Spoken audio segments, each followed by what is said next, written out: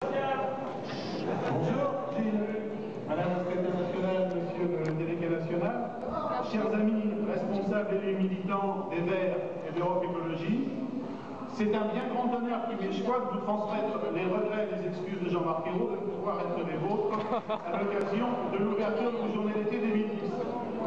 Il m'a donc demandé de vous transmettre son salut fraternel et surtout de vous souhaiter en son nom, aussi amicalement qu'officiellement, la bienvenue dans notre bonne et belle ville de Nantes.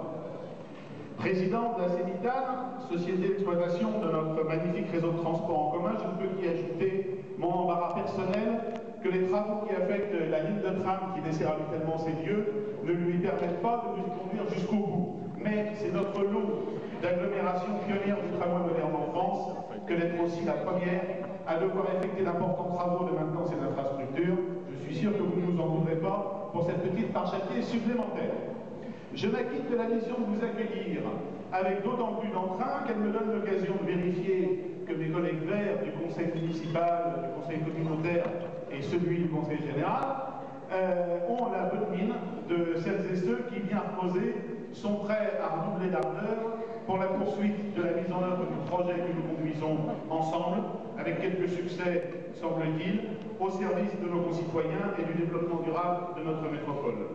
Cette ardeur ne sera pas trop, vous le savez, dans le contexte économique, social, mais aussi politique et moral que nous connaissons aujourd'hui, face à un pouvoir dont les dérives populistes et le recours à la désignation abjecte de bouc émissaire ne masqueront ni l'ampleur de ces échecs, ni l'injustice profonde qui est la marque de toutes ces décisions.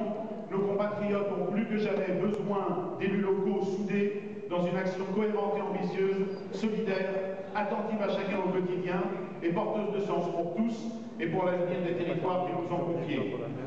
Mon entrain se double de plaisir à saluer particulièrement François de Rugy, puisque je cultive la fierté d'être son suppléant à l'Assemblée nationale. Quel souvenir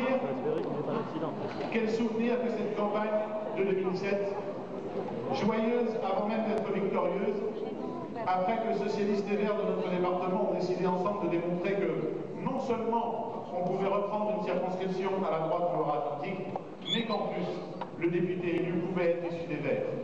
Une gauche d'avance, nous avait dit alors Dominique Boinec, je salue, qualifiant ainsi cette capacité commune à assumer paisiblement de vrais désaccords pour mieux mettre en avant tout ce qui nous réunissait et nous réunit toujours.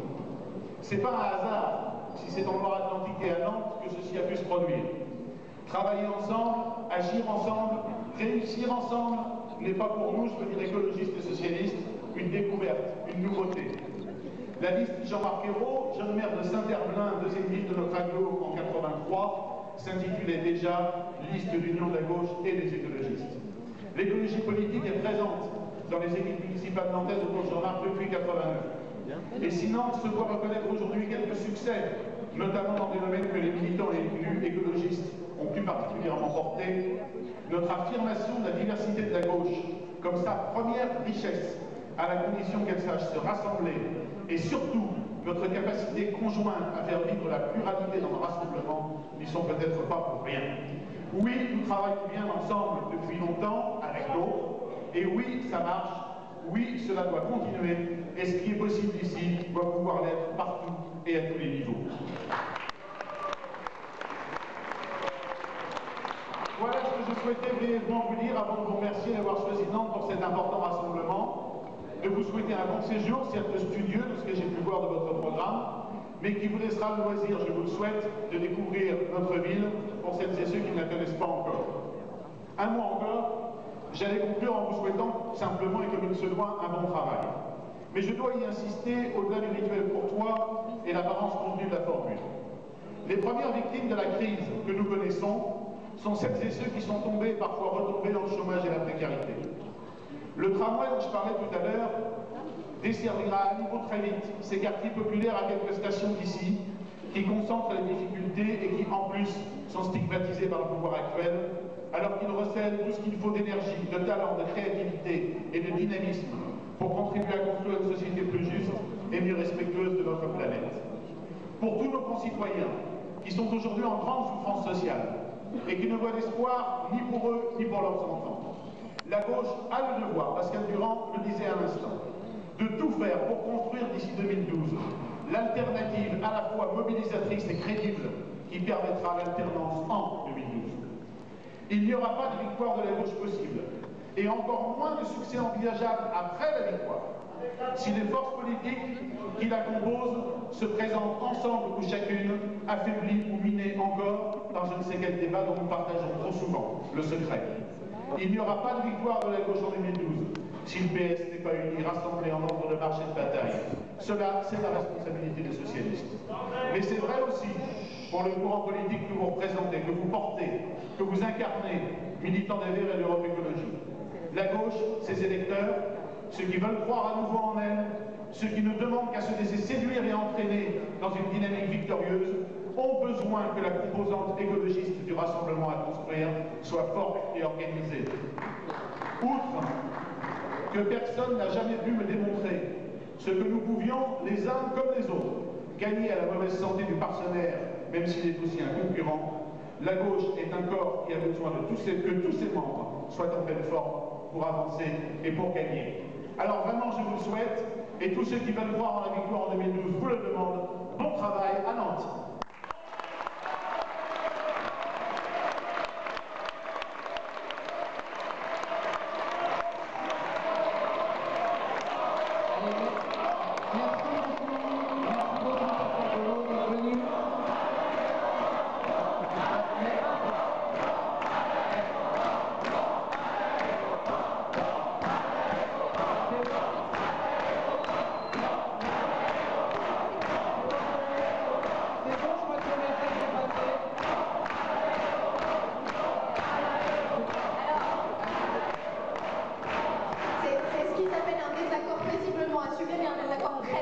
Je crois que tout le monde a bien compris et je pense que ça fera aussi partie des échanges avant 2012. Absolument. Et si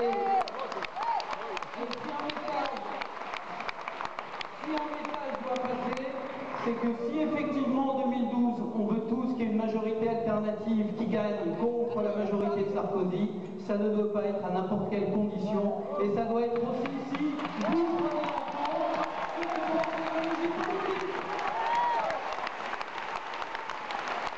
Merci en tout cas d'être venu devant nous et oui, nous allons faire cette majorité ensemble.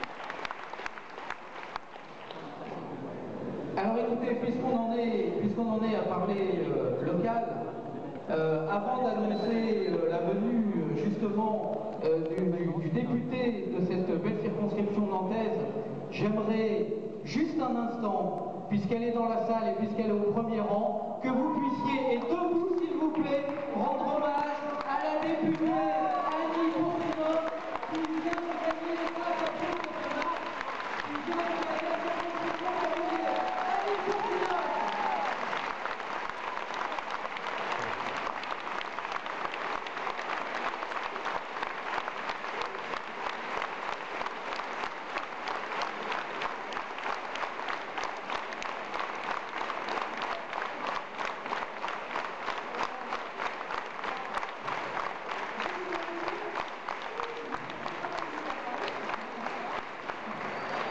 Ce ne sont que les 21e journée d'essai des Verts, donc juste pour vous dire, la ténacité, la vérité, ça peut marcher.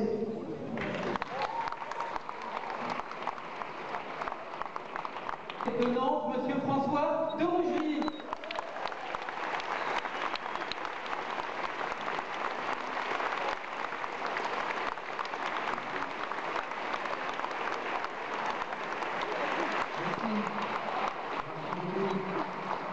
Bonjour à tous et à toutes. Encore une fois, bienvenue à Nantes, puisque je suis le premier élu écologiste de Nantes à m'exprimer.